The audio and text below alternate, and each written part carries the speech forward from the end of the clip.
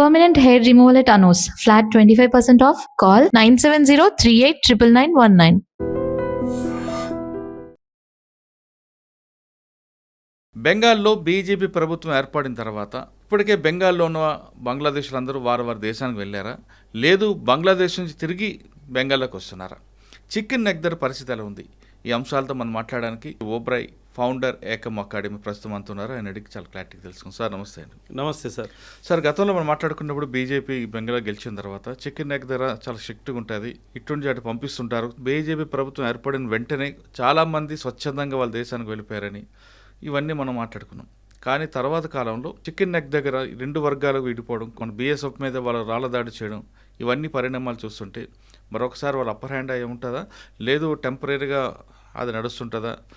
ఖచ్చితంగా వాళ్ళే వాళ్ళ దేశానికి వెళ్ళిపోతుంటారా? వాళ్ళకి వాళ్ళు వెళ్ళిపోయే రకం వీళ్ళు కాదు సార్. వాళ్ళకి వాళ్ళు వెళ్ళిపోతే ఎప్పుడో వెళ్ళిపోవాలి సార్.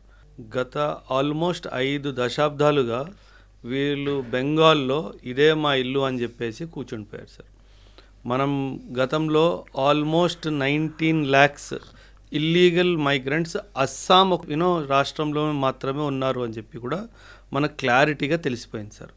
అస్సాము బెంగాల్తో కంపేర్ చేసుకుంటే చాలా తక్కువ మంది అస్సాంలో ఉన్నారు, చాలా ఎక్కువ మంది బంగ్లాదేశీలు వెస్ట్ బెంగాల్లో ఉన్నారు అని చెప్పి నా అనుమానం సార్. మనం ఎన్నో వీడియోలు చూసాం సార్. వేల సంఖ్యల్లో ఈ ఇల్లీగల్ బంగ్లాదేశీలు మన వెస్ట్ బెంగాల్ నుంచి అస్సాం నుంచి ఇంకా తరలి తిరిగి వెళ్ళిపోతున్నారు సార్. అండ్ మీరు ఒక మాట అన్నారు సార్, అక్కడి నుంచి మళ్ళీ వస్తున్నారా? వచ్చే ప్రసక్తే లేదు సార్. ఒక్కడు కూడా రాడు సార్. అందుకే మనం చాలా పకడ్బందీగా ఫిజికల్ బార్డర్తో పాటు బీఎస్ఎఫ్తో పాటు డిజిటల్ బార్డర్ ఫెన్సింగ్ కూడా మొత్తం చేస్తున్నాం సార్. శాటిలైట్స్ అన్నీ ఆ ఏరియాస్ని చాలా క్లోజ్గా అబ్జర్వ్ చేస్తున్నాయి. డ్రోన్స్ ద్వారా సర్వేలెన్స్ జరుగుతుంది. అన్ని ఇంపార్టెంట్ ఏవైతే చోక్ పాయింట్స్ ఉంటాయో, ఎక్కడి నుంచి సాధారణంగా వీళ్ళు వస్తారో అవన్నీ బ్లాక్ చేయడం జరిగింది. సో ఒక్కడు కూడా బంగ్లాదేశ్ నుంచి ఇప్పుడు మన దేశంలో అక్రమంగా రావడానికి అసలు సమస్య లేదు. కానీ కొన్ని విజువల్స్ చూస్తుంటే వాళ్ళు రావడం, బీఎస్ఎఫ్ మీద రాళ్ళదాడి చేయడం, అంటే మరో వారికి క్రియేట్ చేసే సీన్ చూపిస్తున్నట్టున్నారు. లేదు సార్, బంగ్లాదేశ్ లేదు సార్, వార్ అయితే కుదరదు సార్. ఎందుకంటే బంగ్లాదేశ్ ఆర్థిక పరిస్థితి అస్సలు బాగాలేదు సార్. అండ్ ఈ టైంలో బంగ్లాదేశ్ కంప్లీట్గా ఐసోలేషన్ మోడ్లో ఉంది.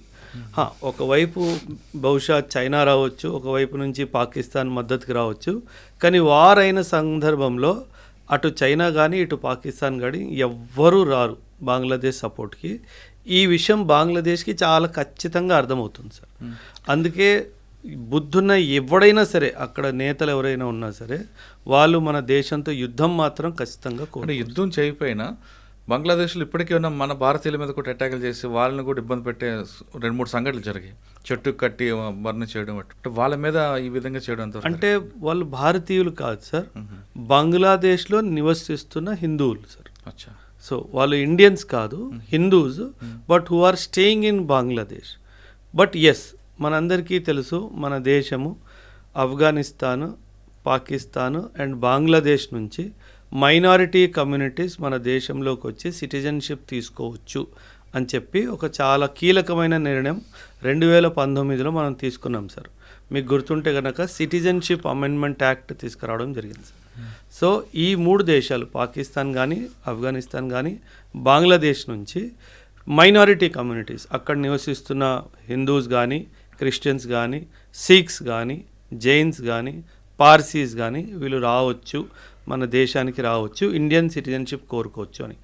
ఎందుకు ఇలా చేశారంటే సార్, చాలామంది దీన్ని కూడా విమర్శించారు సార్. హిందువులకి వీళ్ళు భూమి మీద ఎక్కడున్నా సరే మనం ఆశ్రయం ఇవ్వకపోతే ఎవరిస్తారు సార్? ఇది మన దేశంలో జన్మించిన ఒక సంప్రదాయము, ఒక మతం కదా సార్. సో ఖచ్చితంగా విశ్వవ్యాప్తంగా ఈ కమ్యూనిటీస్, నేను పేర్లు తీసుకున్నాను కదా, సిక్కిజము మన దేశంలోనే జన్మించింది, బుద్ధిజము, జైనిజము ఇవన్నీ మన దేశానివి కాబట్టి సో వీళ్ళకి మనం ఇవ్వకపోతే ఆశ్రయం ఎవరిస్తారు?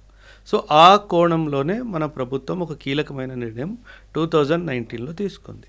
సో ఆ తర్వాత చాలామంది మన దేశానికి రావడం జరిగింది. వాళ్ళకి మనం అఫీషియల్ ఛానల్స్ ద్వారా సిటిజన్షిప్ ఇవ్వడం కూడా జరిగింది. కానీ మనం ఒప్పుకోనేది ఏది కాదంటే ఖచ్చితంగా ఇల్లీగల్గా రావడం మాత్రం కుదరదు అన్న విషయం మాత్రం చాలా క్లారిటీగా మనం వీళ్ళకి చెప్పడం జరిగింది. కానీ ఇప్పుడున్న పరిస్థితుల్లో మీరు అన్నట్లుగా హిందువుల మీద బంగ్లాదేశ్లో దాడులు, దాన్ని ఎవరు అరికడతారు? మరి వాళ్ళే చేయాలి సార్. అది అసలు ఘోరంగా చెట్టు కట్టి దంపరణ చేయడం అనేది జరుగుతున్నాయి కదండి. అది హ్యూమన్ రైట్స్ వైలేషన్ సార్. అది ఖచ్చితంగా human rights violation sir. And United nations human rights సంబంధించిన సంస్థలు ఏవైతే ఉన్నాయో వాళ్ళు వీటిని చాలా తీవ్రంగా తిరస్కరించారు కూడాను. అండ్ రానున్న టైమ్స్లో సార్ ఎప్పుడైనా సరే ఈ హ్యూమన్ రైట్స్ సంబంధించిన సంస్థలు ఏం చేస్తాయంటే ఏ దేశమైనా వరల్డ్ బ్యాంక్ నుంచి కానీ IMF నుంచి కానీ డబ్బులు కోరుకున్నప్పుడు అప్పుడు ఇవన్నీ వాళ్ళు లెక్కెడతారు. మీ దేశంలో హ్యూమన్ రైట్స్ వైలేషన్స్ జరుగుతున్నాయి, మీరు ఏం చేయట్లేదు, మీరు హ్యూమన్ రైట్స్ విషయంలో ఏం చేస్తారో చెప్తే అప్పుడు డబ్బులు రిలీజ్ చేస్తాము అని చెప్పి కండిషన్స్ విధించడం కూడా జరుగుతుంది సార్. సో ఆ పరిస్థితిలో ఖచ్చితంగా వాళ్ళకి వాటి జరిమానా మాత్రం చెల్లించాల్సి వస్తుంది సార్. కానీ చికెన్ నెక్ దగ్గర మీరు అన్నట్లుగా టెక్నాలజీగా మనకి ఉంటాయి అక్కడ సెక్యూరిటీ ఏర్పాటు చేయడం కానీ 100% సార్. ఇన్ఫ్యాక్ట్ మన పాకిస్తాన్ బార్డర్లో ఏ విధంగా చేస్తాం అలా చేస్తుంటారా? అది ఇన్ఫ్యాక్ట్ మేబీ ఇంకా ఎక్కువ ఎత్తులో జరుగుతుంది సార్. నార్త్ ఈస్ట్లో మనకు గుర్తుంటే సిక్కిం 1975లో మనం ఇండియాలో సిక్కింని చేర్చుకున్నాము, ఇంటిగ్రేట్ చేసుకున్నాము. ఇన్ఫ్యాక్ట్ మీరు అక్కడ మ్యాప్ చూస్తే కనుక మీరు డోక్లామ్ వ్యాలీ అని చెప్పేసి చికెన్ నెక్కి సరిగ్గా పైనే ఉంటుంది సార్. ఆ డోక్లామ్ వ్యాలీ అనేది చాలా నేరో వ్యాలీ అనమాట. ఆ వ్యాలీని వెడల్పు చేయాలన్న ఉద్దేశంతోనే 1975లో ఇందిరాగాంధీ గారు మన దేశానికి ప్రధానమంత్రిగా ఉన్నప్పుడు సిక్కింని మనం ఇంటిగ్రేట్ చేసుకోవడం జరిగింది. చాలా కూటనీతి జరిగింది సార్. ఆ సిక్కింని ఇండియాలో ఇంటిగ్రేట్ చేసుకోవడానికి అతి ముఖ్యమైన కారణము మన చికెన్ స్నెక్ని కాపాడుకోవడమే సార్. ఒకవేళ నార్త్ నుంచి చైనా గనక అటాక్ చేస్తే మనం సిక్కిం నుంచి ఒకవైపు, భూటాన్ నుంచి ఇంకోవైపు మనం కౌంటర్ అటాక్ చేయడానికి వీలవుతుంది. సో ఈ విషయం చైనాకి అర్థమవుతుంది. అందుకే 1975లో మనకి సిక్కిం మన ఇండియాలో జాయిన్ అయినప్పటికీ 2003 వరకు చైనా సిక్కింని ఇంటీగ్రల్ పార్ట్ ఆఫ్ ఇండియాలో భావించలేదు. ఫైనలీ 2003లో ఇది జరిగింది. మీరు డోక్లా గురించి మాట్లాడారు కాబట్టి అవును సార్, చాలామంది మిమ్మల్ని మీ ఇంటర్వ్యూలో అడుగుతున్నారు. పాకిస్తాన్ బార్డర్లో LOC ఆ ఏరియాలో వెపన్స్తో ఉంటాం, కానీ చైనా బార్డర్లో మనందరూ ఎందుకు వెపన్స్ ఉంటాం? LOCకి LACకి డిఫరెంట్ ఏంటి? లైన్ ఆఫ్ కంట్రోల్ అంటే సార్ ఎప్పుడైనా ఇది ఒక military held line sir. Line of control is a military held line. Line of actual control ఏదైతే ఉందో సార్ అది మిలిటరీ హెల్డ్ లైన్ కాదు సార్. ఉన్నారు ట్రూప్స్ పోస్టెడ్ ఉన్నారు, కానీ పరిస్థితులు పాకిస్తాన్తో ఎలాగైతే దారుణంగా ఉన్నాయో అలా LACలో లేవు సార్. 1962లో మనకి చిన్న యుద్ధం ఏదైతే జరిగిందో చైనాతో, ఆ తర్వాత మనం ఒప్పందంకి వచ్చింది ఏంటంటే ఆయుధాలతో మనం బార్డర్ వైపుకి వెళ్ళకూడదు, ఈ ఒక్కవేళ గొడవ జరిగినా సరే మనం ఫైర్ వెపన్స్ని వాడకూడదు, సో దట్ వార్ ఎస్కలేట్ అవ్వకుండా చూసుకోవడానికి. మీరు చూసుంటే కనుక సార్ JNKలో కూడా చైనా బార్డర్ ఉంది మనకి. మనం దెప్సాంగ్ వ్యాలీస్, పెంగాంగ్సో లేక్, ఇక్కడ మీకు గల్వాన్ క్లాషెస్ గుర్తుంటే కనుక మీరు చూస్తే అందులో లాఠీలతో కొట్టుకుంటున్నారు తప్పితే ఆయుధాలు ఎవరు వాడట్లేదు.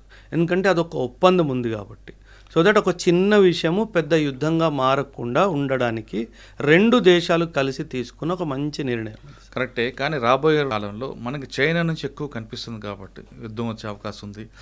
ఇదే విధంగా మన కర్రలతోనో రాళ్ళతోనో చేతులతో కొట్టుకుంటే మరో పాకిస్తాన్లో తయారయ్యే అవకాశం ఉందని కొంతమంది sir. China is a much bigger enemy than Pakistan any day. మనకి ఎప్పటికైనా సరే సార్ పాకిస్తాన్ మనకి మనం పెద్దగా వాడి గురించి ఆలోచించాల్సిన అవసరం కూడా లేదు సార్. మనం ఆలోచించాల్సింది ఖచ్చితంగా చైనా గురించి సార్.